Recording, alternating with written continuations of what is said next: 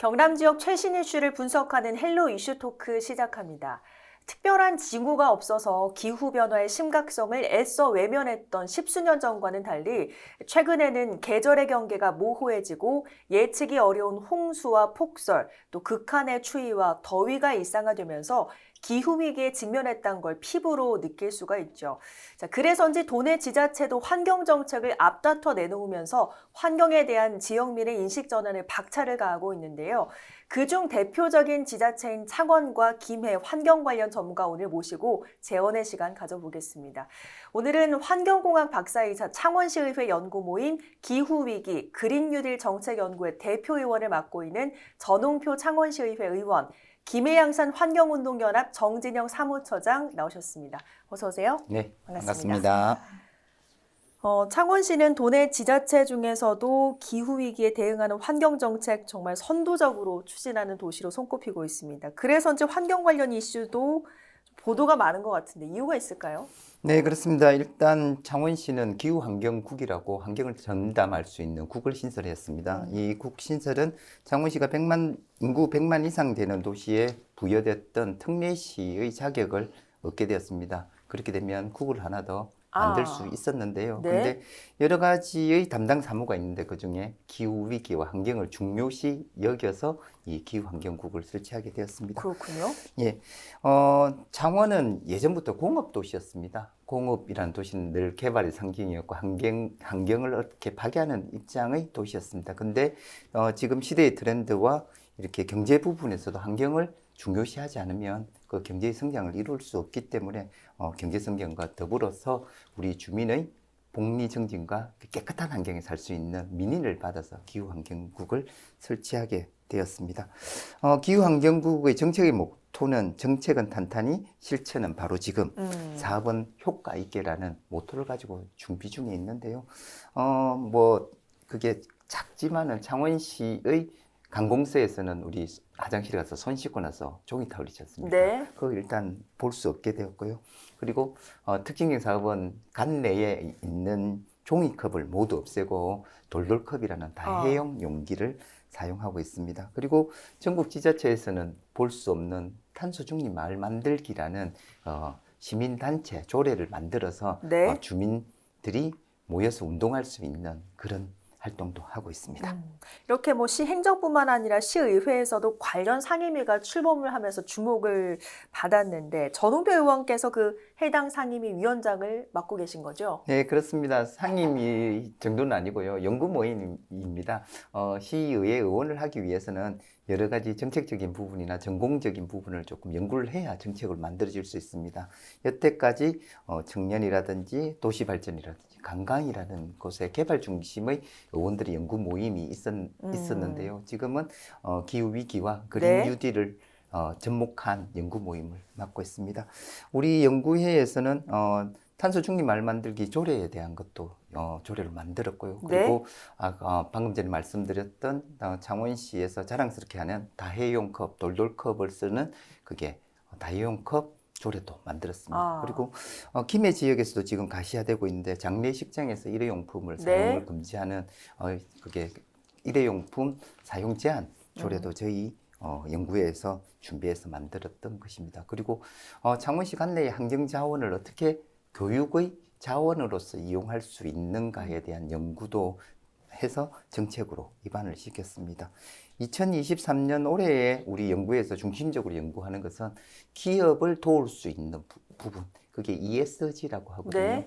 이때까지 기업이 돈을 벌기 위해서는 재무적인 요건, 얼마나 돈을 투자해서 얼마나 수익을 얻을 수 있는가만 평가했는데 이제는 ESG라고 환경 부분, 사회공헌 부분, 그 다음에 기업의 투명 경영까지 다 합쳐지는 부분을 통해서 기업의 평가를 받을 수 있습니다. 그래서 ESG를 지원할 수 있는 조례도 저희 기후위기 그린 뉴딜 연구에서 제정하고 준비 중에 있습니다. 네, 장례식장 일회용기 사용 규제에 관한 조례 말씀해 주셨는데 이게 바로 김해시의 독특한 환경 정책으로 주목을 받고 있는 그런 정책이죠. 저희 이슈토크에서도 한 차례 다룬 바가 있는데 아마 환경련에서도 이 부분에 관해서는 좀 긍정적으로 보고 계실 것 같아요. 어떠십니까? 네. 방금 앞서서 말씀 나오신 것처럼 장례식장 일회용기 사용 규제 및 공업 묘연 플라스틱 조화 사용 규제 정책을 들 수가 있는데요.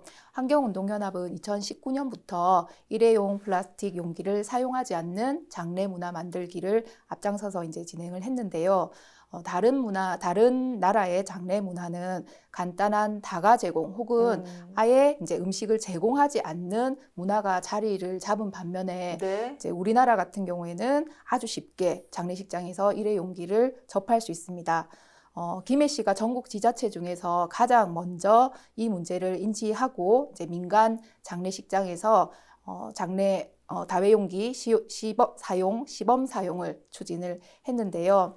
2023년 3월에도 한 곳이 추가돼 총 5곳으로 늘었고, 네, 23개 빈소에서 진행을 하고 있습니다. 또한 시는 민간 장례식장의 원활한 식기 공급을 위해서 풍류동의 임시 세척 시설을 운영을 하고 있습니다. 또 늘어나는 다회용기 수요에 대처하기 위해서 올해 6월 완공을 목표로 안동에도 다회용기 세척 시설을 신축하고 있습니다. 네. 반가운 것은 지금은 장례식장에 한해서 진행이 되고 있지만 곧 민간 행사에까지 다회용기를 빌려주고 수거하고 그리고 세척하는 방안을 확대하고 있다고 하니 매우 반가운 소식이 아닐 수 없습니다. 네. 앞서 잠깐 말씀을 해주셨지만 긍정적인 평가를 받는 김해시의 정책들이 타 지자체로도 확산이 되고 있는 그런 분위기로 읽히고 있습니다.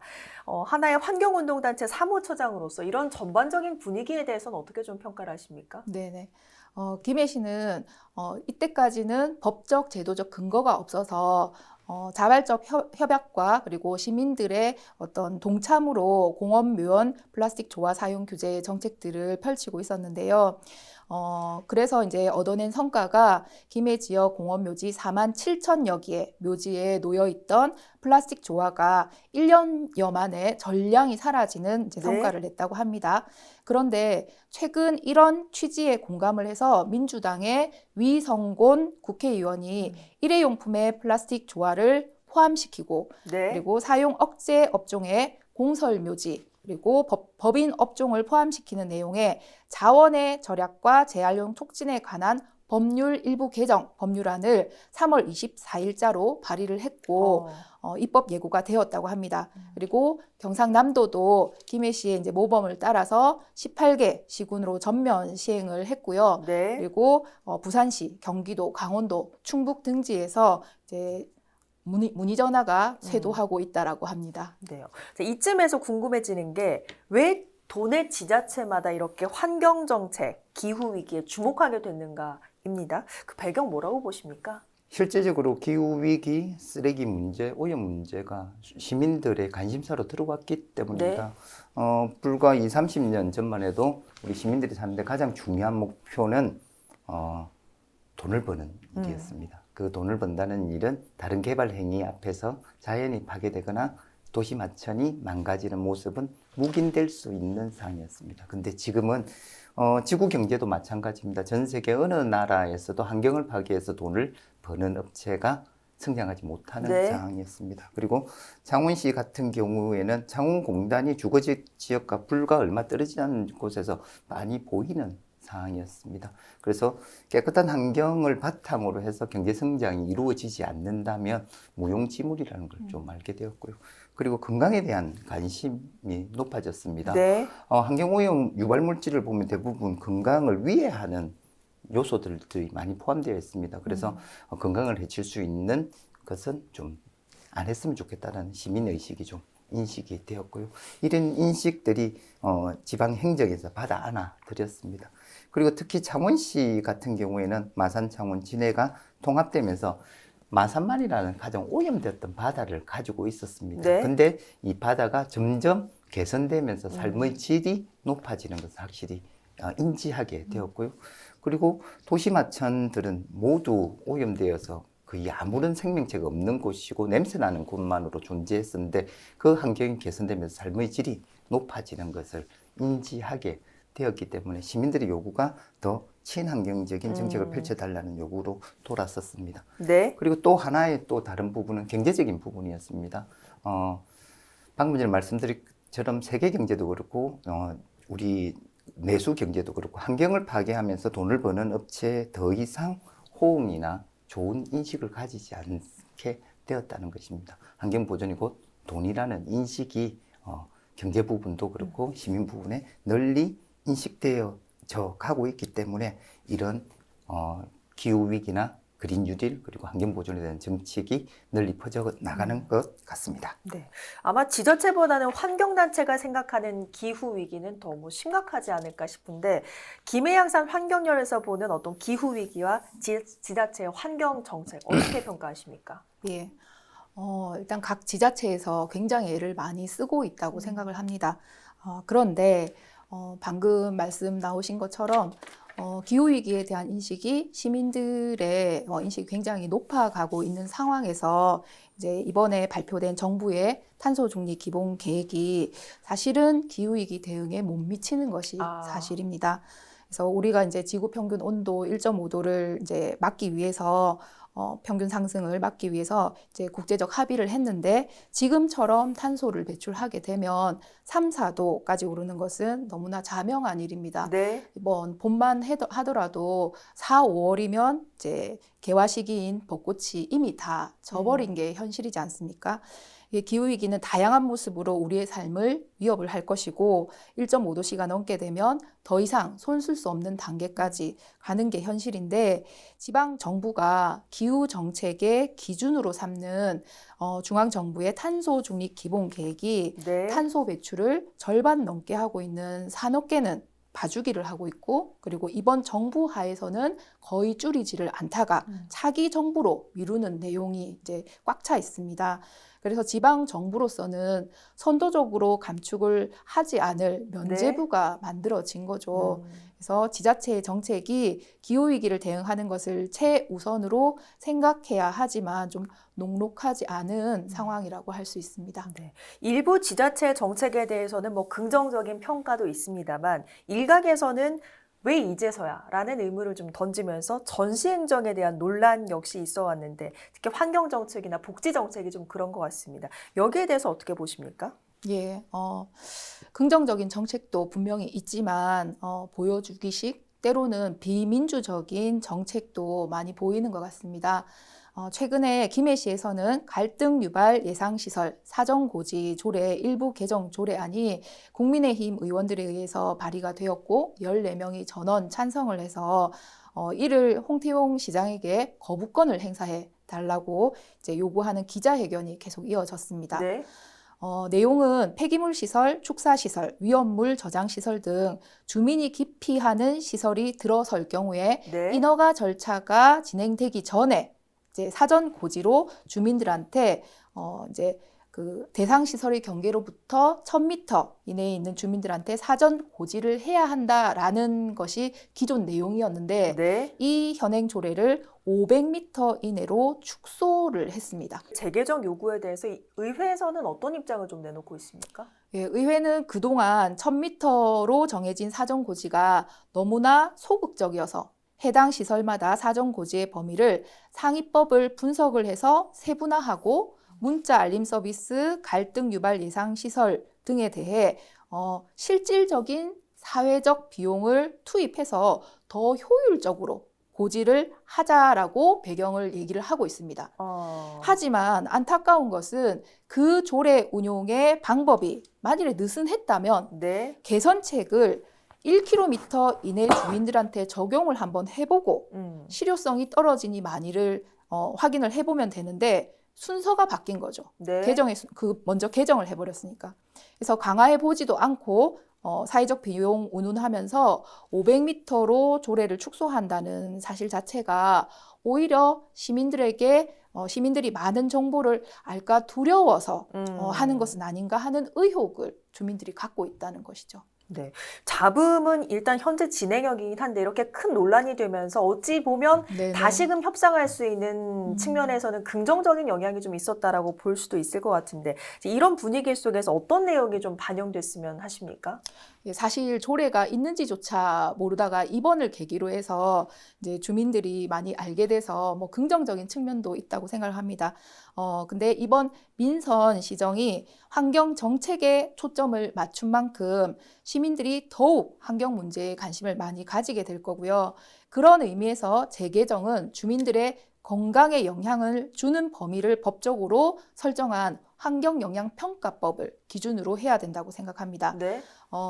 대표적 갈등 유발 시설이자 기피 시설인 의료 폐기물 시설에 대한 환경영향평가 항목별 평가 대상 범위를 보면 네. 대기질이나 악취평가 범위는 사업지구로부터 최대 5km까지 아, 이내입니다. 네. 5km까지는 주민들의 건강을 영향을 줄 수 있다라는 것이고 그것을 법적으로 이제 보장하겠다, 주민 건강권을 보장하겠다라는 내용인데요. 이런 뜻을 반영하기 위해서 주민들은 지금 주민 발의로 조례 재개정을 준비하고 있습니다. 저 의원님께서도 이번 김해시의 환경 관련 조례 잡음 보면서 다양한 생각이 좀 오가셨을 것 같습니다. 시민과 행정 또 정치권까지 함께 공감하는 지자체 환경정책 작동을 위해서는 어떤 부분이 좀 필요하다고 보시는지요? 상당히 난제입니다. 지금껏 이 환경정책에 대한 이렇게 말썽이 많은 이유는 불신에 대해서 비롯되었습니다. 근데 그 불신이 잠정적으로 그리 했을 것이다가 아니고 낙동강 패널 사건에서 공장이 벌였던 폐수 때문에 낙동강은 죽어갔고 제대로 된 처리 시설 없이 비만 오면 버려졌던 폐수들 때문에 많은 도시 마천들이 죽어 나갔습니다. 근데 지금은 관련된 환경법이 강화되었고 주민들의 시선도 높아졌습니다. 그리고 각종 SNS를 통해서 환경오염 사범이나 시설들이 널리 알려지는 사실이었습니다. 그런 상황에서 투명하지 못했던 지난 과거의 일 때문에 시민들은 좀 더 세밀하고 체계적인 투명한 일을 좀 해달라는 요구라고 받아들여지고 있습니다. 저는 이 김해시의 조례에서 한 가지 안타까운 점이 있는데요. 네.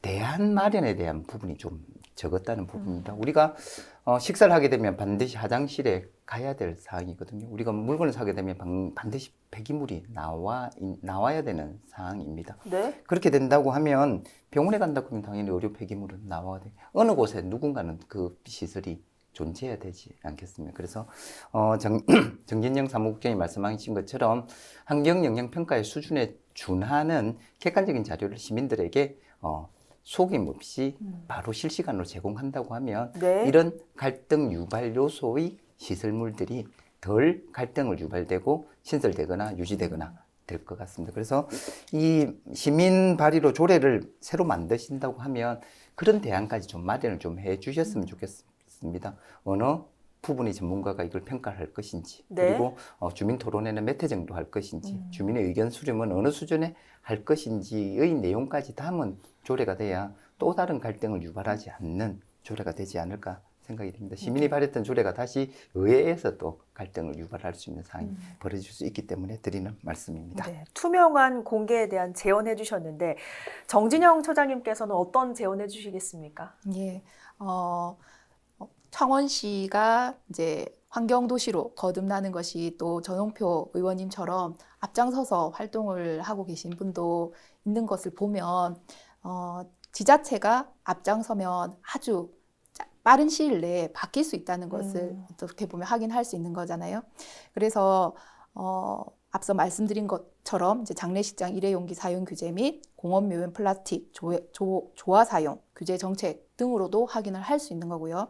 그래서 시민 한 사람 한 사람이 개인적 실천으로 바꾸는 것도 매우 중요하지만 네. 제도적인 정책 전환이 지금은 굉장히 시급한 시기입니다. 그래서 힘들어도 여러 시민들의 의견을 귀 기울여서 듣고 이를 시정에 반영을 해서 함께 한 발짝씩 나갔으면 좋겠습니다. 알겠습니다. 오늘 두 분 말씀 여기까지 듣겠습니다. 두 분 고맙습니다. 감사합니다. 네, 오는 4월 22일은 지구의 날입니다. 환경오염 문제의 심각성을 알리고자 자연보호자들이 제정한 지구환경보호의 날인데요. 오늘 토크 주제는 기념일을 기리기 위한 이벤트가 아니라 후손에게 물려줄 지구를 지키기 위한 지자체의 정책 확산과 전개에 대한 요청임을 강조하면서 오늘 헬로 이슈토크 여기서 마치겠습니다. 오늘 방송은 헬로TV 뉴스 공식 홈페이지에서 다시 보실 수 있습니다. 함께해 주신 여러분 고맙습니다.